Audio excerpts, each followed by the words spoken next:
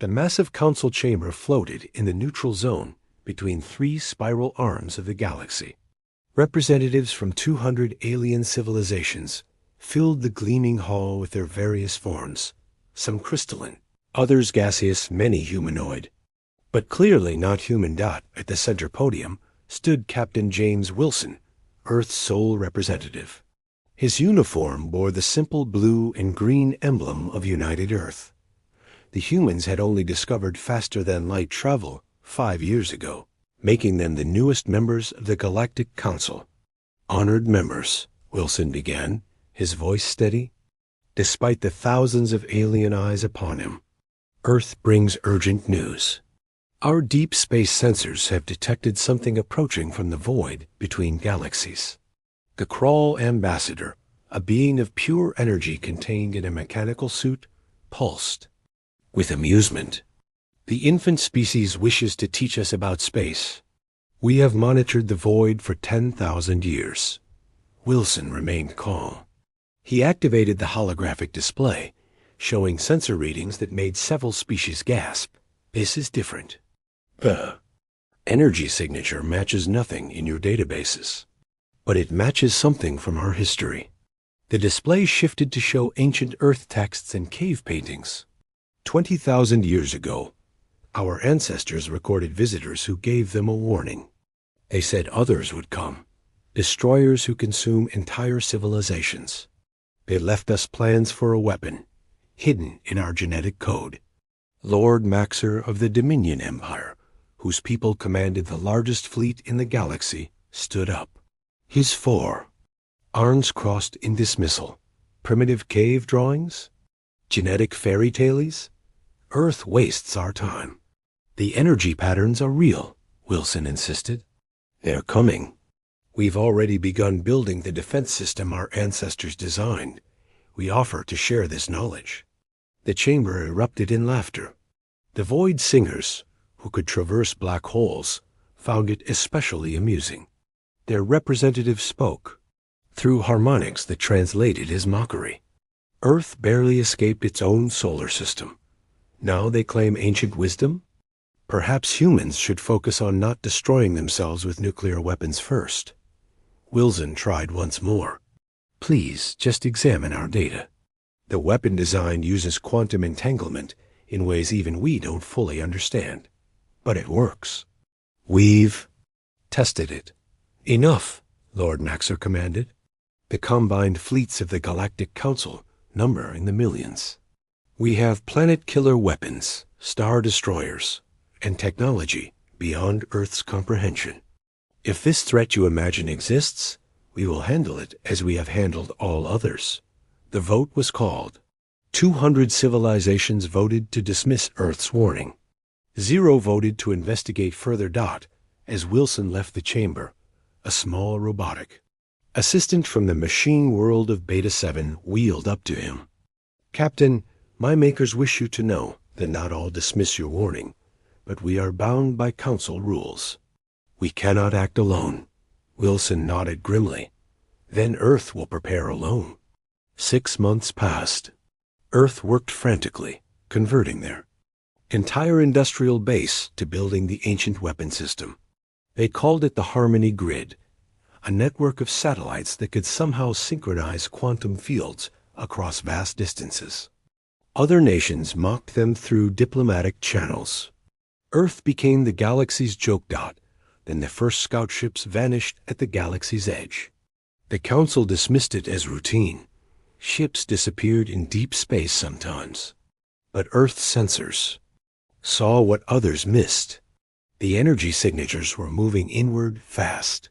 When the planet Haven died, its 8 billion inhabitants gone in minutes, the Council finally scrambled. But Haven was supposed to be impregnable, protected by 3 defense fleets and a planetary shield that could withstand supernovas. Wilson stood in Earth's command center, watching the readings. General Adams, Earth's military commander, stood beside him. They're not listening to us even now. They're gathering their fleets for a direct confrontation. Just as the ancient warnings predicted, Wilson said quietly. Pride before the fall. How long until the Harmony grid is ready? 3 days. But Captain, we've only got enough power for one shot. If it doesn't work, then the galaxy burns. And Earth will be the last to fall, just as the ancestors promised, not because we're strongest, but because we listened. Asterisk Lord Maxer stood on the bridge of the Dominion's flagship, the Constellation Breaker. The vessel stretched 50 kilometers long, its hull bristling with weapons that could crack moons in half. Around him, space itself seemed to bend under the weight of assembled firepower. Report, he commanded his tactical officer. 6 million vessels have answered the call, Lord Maxer. The crawl brought their energy dampeners. The Void Singers deployed their singularity weapons. Every major civilization has committed their greatest ships. It was the largest fleet ever, assembled in galactic history. Together, they had enough firepower to destroy a small galaxy. Surely nothing could stand against such might. The enemy appeared on sensors, not ships as they understood them, but geometric shapes that hurt to perceive. Directly, they twisted space around them, moving in ways that violated physics. There were thousands of them, each one larger than a moon. All fleets engage. Maxer ordered.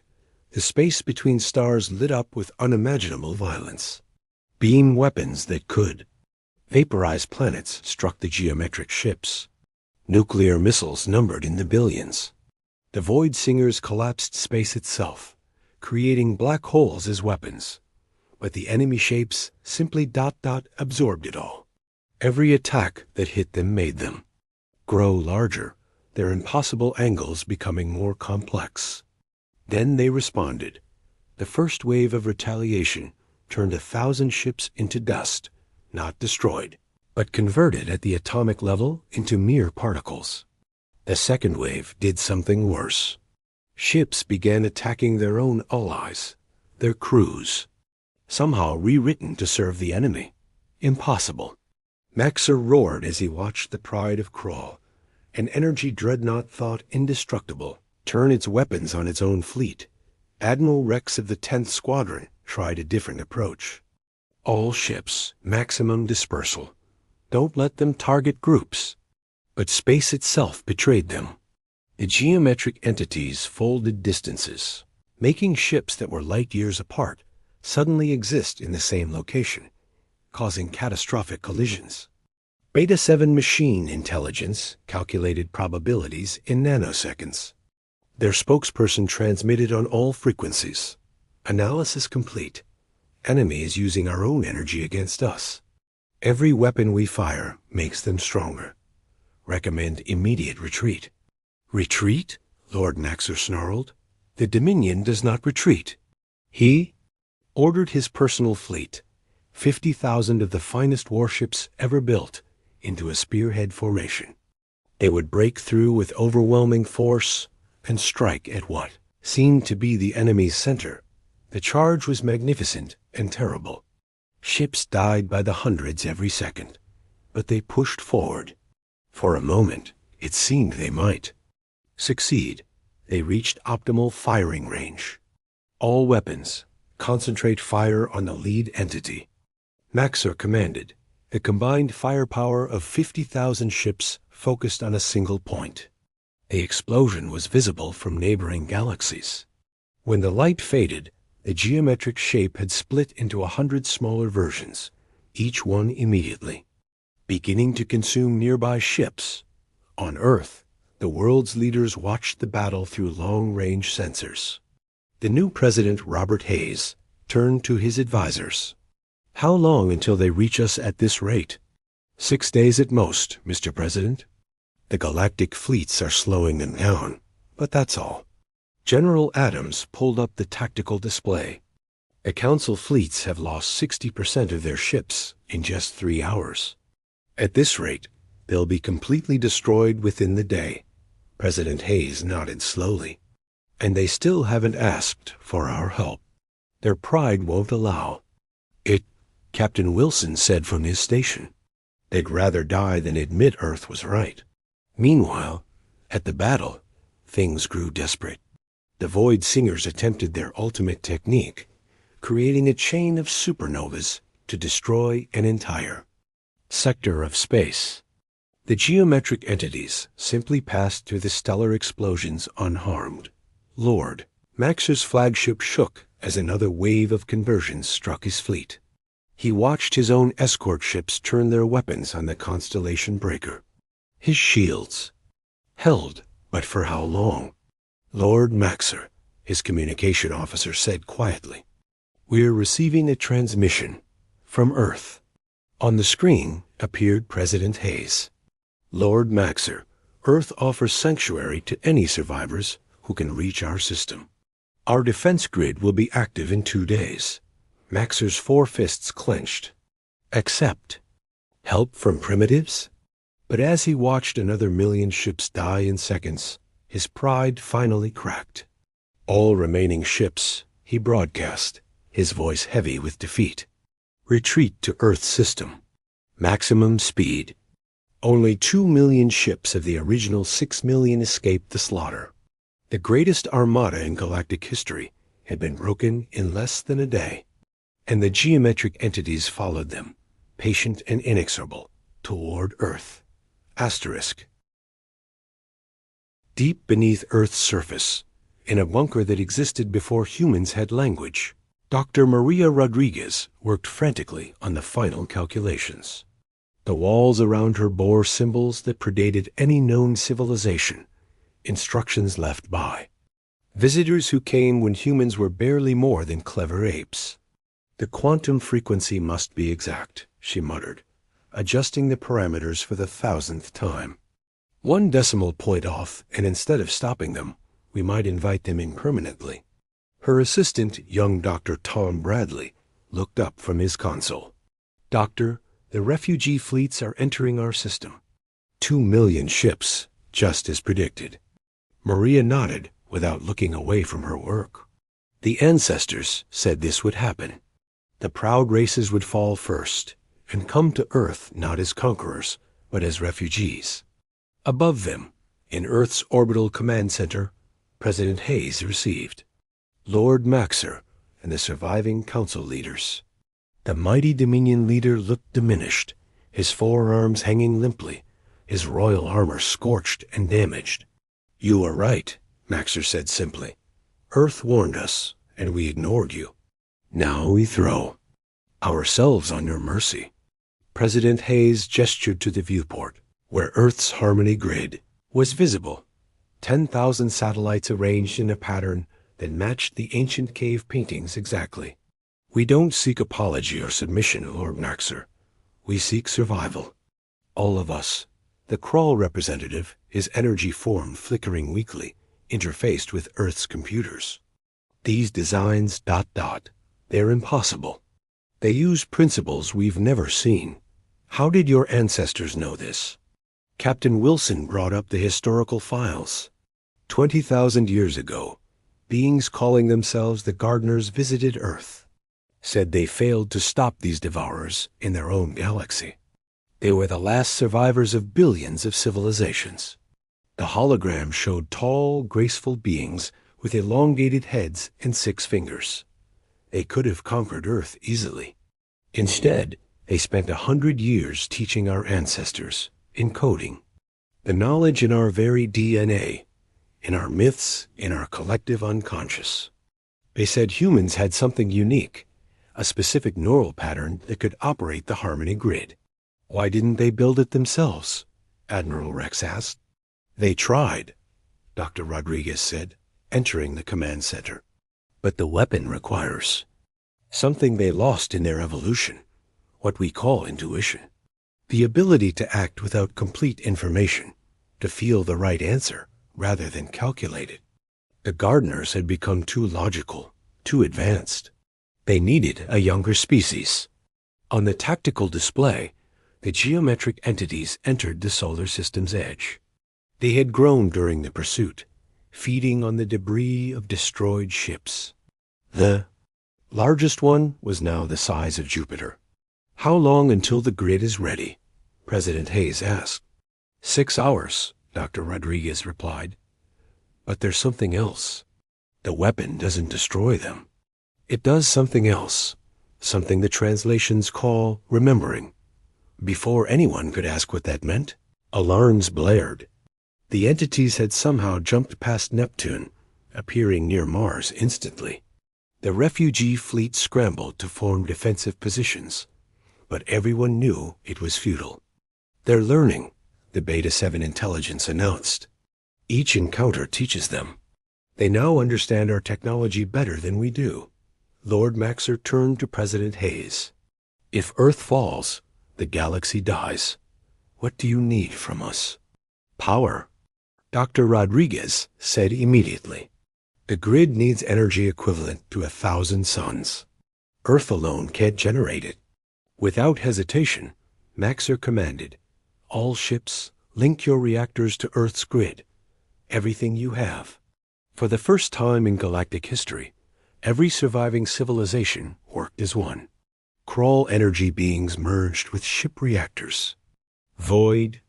Singers opened controlled micro-singularities to tap zero-point energy. Even the pacifist Harmony Collective, who had never built weapons, offered their massive solar collectors. The geometric entities reached Earth's moon. They paused, as if sensing something different about this small blue world. Then they began to change, their angles becoming more aggressive, more hostile. They recognized the threat. They remember Earth, Dr. Rodriguez whispered in horror, and, they've been here before. The gardeners must have tested the weapon, but couldn't activate it fully. The largest entity began to pulse with a dark energy that made nearby space crack like glass. It was preparing to destroy Earth in one strike, to eliminate the threat before the grid could activate. 4 hours, Tom Bradley announced, sweat running down his face. We need 4 more hours. President Hayes looked at the assembled alien. Leaders, then we give Earth 4 hours, whatever it costs. Lord Maxer straightened, his warrior pride returning. The Dominion fleet will buy you time. It's what we should have done from the beginning. Protect instead of conquer. Asterisk Captain Wilson stood at the center of the Harmony Grid's control matrix. Neural interfaces connected to his brain through ports the ancestors had marked in human DNA. Around him, 99 other humans, chosen for their specific brainwave patterns, prepared for synchronization. Remember, Dr. Rodriguez instructed through the intercom, don't think about what you're doing. Feel it. The grid responds to human intuition, not logic. Outside, the greatest last stand in galactic history unfolded. Lord Maxer led his remaining. Ships directly at the geometric entities, not to destroy, but to distract. They flew in seemingly random patterns, following Earth's ancient battle plans drawn from mythology and instinct rather than tactics. Why is this working? Admiral Rex asked as the entities paused, confused by the chaotic movements. They predict. Through logic, the Beta 7 intelligence realized. But humans are teaching us to be unpredictable, to be irrational. The Void Singers began singing not their usual harmonics of physics, but Earth's music. Beethoven's Ninth Symphony broadcast across space. The mathematical perfection mixed with human emotion, causing the entities to slow, to analyze something that couldn't be analyzed. 3 hours remained. Then, too, the refugee fleet died ship by ship, but they died laughing, crying, raging, flooding space with emotions the entities couldn't process efficiently. Inside the grid control, Wilson felt the connection forming. Each human operator became a node in something vast, something that spanned not just space, but time itself. He could feel the gardener's presence, an echo across 20,000 years. I understand now, he gasped. The entities aren't invaders. They're antibodies. The universe's immune system, designed to eliminate civilizations that grow too powerful, too logical, too detached from the fundamental harmony. Dr. Rodriguez's voice crackled over the comm. But humans are different. We're not more advanced. We're more balanced. We keep our chaos alongside our order. The gardeners didn't give us a weapon. They gave us a mirror to show the entities what they've forgotten. 1 hour remained. The geometric entities had destroyed 90% of the defending fleet. Lord Max's flagship broke apart, but he transmitted until the end. Earth, we die without regret. Remember the Dominion fought with honor at the last. The Kroll energy beings sacrificed themselves, merging with the entities to slow them for precious minutes. The Void Singers collapsed their own forms to create temporal bubbles, buying seconds that felt like hours. Then the largest entity broke. Through everything, heading straight for Earth, its form had grown so complex it existed in 17 dimensions simultaneously. It would reach Earth in minutes. Grid at 90%, Tom Bradley announced. We need more time. President Hayes made the hardest decision of his life. Launch Earth's nuclear arsenal. Everything. Not at the entities, at the space between. US and them. Create a wall of chaos. 10,000 nuclear weapons detonated in patterns that spelled out words and languages both ancient and modern, both human and alien. The message was simple. We remember you. The entity paused. In that pause, the grid reached full power. Wilson and the 99 felt their consciousness expand beyond individual thought. They became humanity, all its contradictions, its love, and hate, its genius and stupidity, its dreams and nightmares. Now, Dr. Rodriguez shouted. Wilson didn't push a button or give a command. He simply remembered. He remembered the gardener's sorrow as they fled their dying galaxy. He remembered the entities before they became destroyers, when they were explorers filled with wonder. He remembered what the universe was meant to be, not sterile perfection, but beautiful chaos. The harmony grid activated. A wave of pure remembrance spread from Earth at speeds that defied physics. It wasn't energy or matter, but something more. Fundamental, the universe's memory of itself. The wave hit the geometric entities, and for the first time in eons, they stopped. The largest entity began to change. Its impossible angles softened, its aggressive geometry becoming almost curious. Through the grid, Wilson could feel its thoughts. We were alive once. We had names. We had dreams. We became perfect and forgot why we existed. The entities. Form flickered between destroyer and something else, something that looked almost like the gardeners, but older, sadder. You show us what we were, what we destroyed in ourselves to become pure purpose. President Hayes held his breath. The entire solar system waited. The surviving alien ships powered down their weapons, understanding that this moment would determine everything. The entity spoke through dimensions, its voice reaching every mind in the galaxy simultaneously. We remember now. We remember love. 6 months had passed since the Harmony Grid activated. Earth, once mocked as the galaxy's youngest civilization, now hosted the new Galactic Council. But this council was different.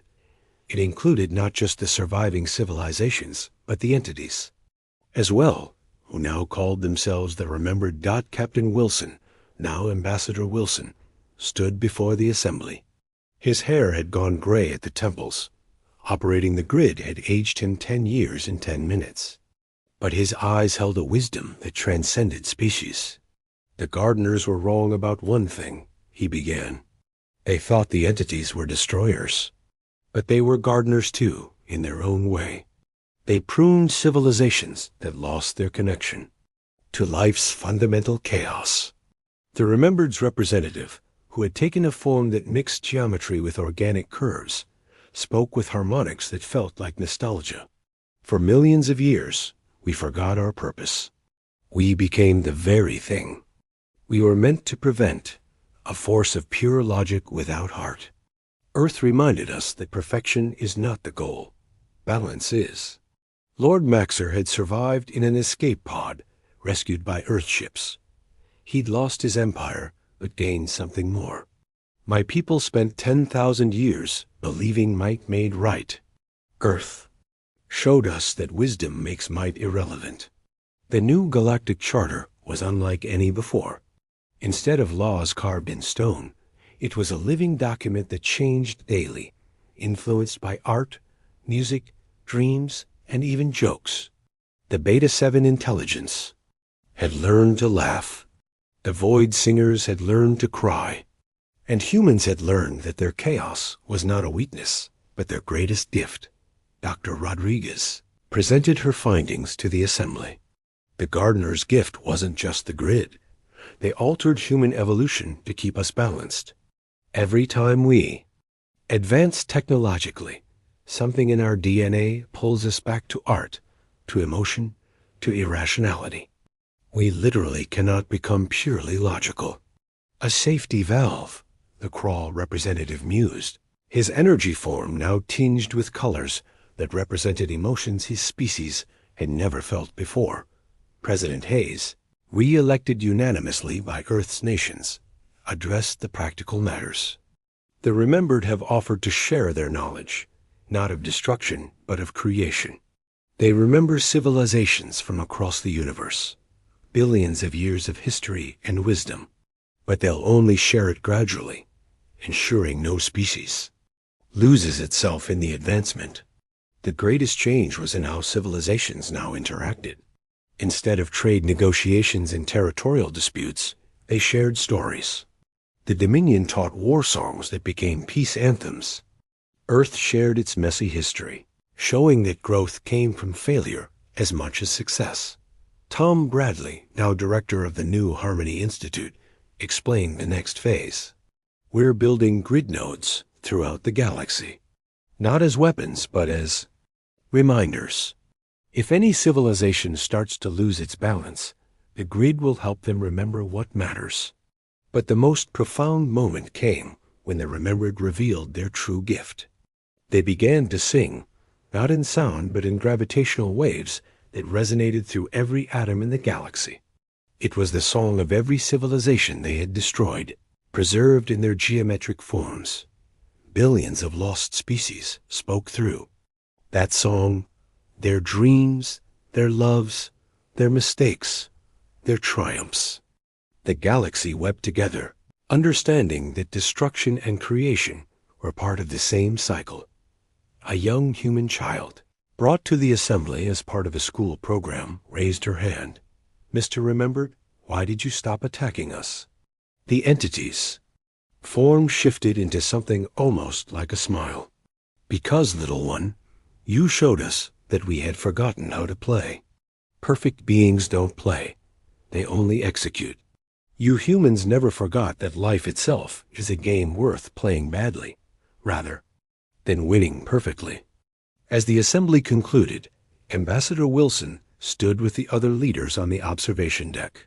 The galaxy spread before them, no longer divided into territories, but seen as a living whole. What now? Lord Maxer asked. Now we explore, Wilson replied. The remembered say there are other galaxies where civilizations have lost their way. Maybe we can help them remember too. The Void Singer representative harmonized with amusement. Earth, the youngest child, becoming the teacher of ancients. Not teachers, Wilson corrected. Reminders. We're all reminders to each other of what we must never forget. That life is precious not because it's perfect, but because it's beautifully, chaotically imperfect.